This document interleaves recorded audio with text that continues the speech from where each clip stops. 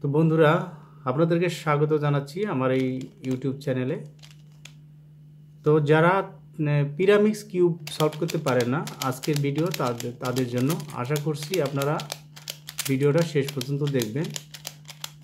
আর এই ভিডিওটা দেখার পরে আপনাকে আর কোনো ভিডিও দেখতে হবে না, আপনি এই ভিডিওটা দেখেই একটা 3x3 পিরামিক্স কিউব খুব সহজে আপনারা মিলাতে পারবেন।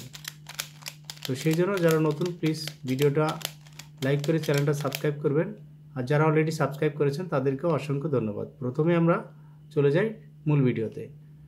এখানে 3টা হলুদ কালার আছে, দেখেন এই কর্নারগুলোতে 3টা হলুদ কালার আছে, আর এই কর্নারে কোনো হলুদ কালার নাই, ইয়েলো কালার নাই।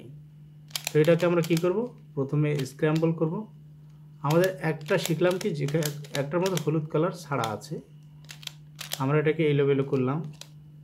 মন চাই তো আরও এলোমেলো করব, অথবা আপনার হাতে যদি থাকে কোনো রবিক্স কিউব, আপনারটা তো অবশ্যই এলোমেলো করা আছে।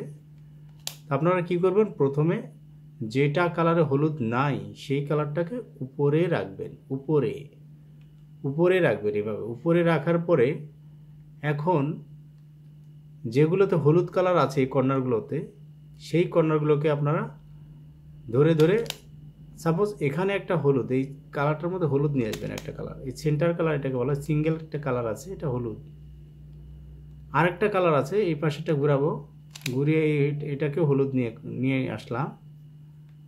এখন আরেকটা আছে, সেটাকেও আমরা ঘুরিয়ে হলুদ আনলাম। তার মানে কি হলো, আমার এই যে একটা হলুদ, এটা ঘুরিয়ে দিলাম, এখানে এটাকে ঘুরাবো, এটাকে একবার ঘুরালে হয়ে গেল, এটাকেও কিন্তু একবার ঘুরালেই হয়ে গেল। তা আমার 1টা 2টা 3টা 4টা 5টা 6টা, এই 6টা কালার, এই কালারগুলো আপাতত দরকার নেই। এটা 2 কালারটা আমার আপাতত দরকার নেই, শুধু সিঙ্গেল কালারগুলো, এই যে এই সিঙ্গেল কালার এবং কর্নারেরটা হলুদ কালার আমি ম্যাচিং করে ফেললাম। আপনারা কয়েকবার প্র্যাকটিস করতে পারবেন। এখন আমাদের বাকি যে হলুদ কালারগুলো আছে সেটা আমাকে মিলাতে হবে। সাপোজ এই যে হলুদ কালার, এটার সাথে একটা কালার আছে, সাপোজ এটার সাথে আছে আমার এটা গ্রিন কালার। তো গ্রিন কালারটাকে আমি কালারের সাথে ম্যাচিং করে দিব, এবং যে আমার যে হলুদ কালারটা থাকবে সেটা বাহির সাইডে থাকবে, এখানে আসবে। যেহেতু এটা বাহির সাইডে থাকলো হলুদ কালার, এখন রাইট সাইডে আছে হলুদ কালারটা, তাহলে আমরা এইটাকে বের করব, লেফট সাইড দিয়ে বের করে শুধু ব্যাগে দেব। যখন এটার সাথে ম্যাচিং করে দেব, নিচে দিয়ে দেব, খুব সহজে এটা সলভ হয়ে যাবে। এই একই সিস্টেম একই পদ্ধতি।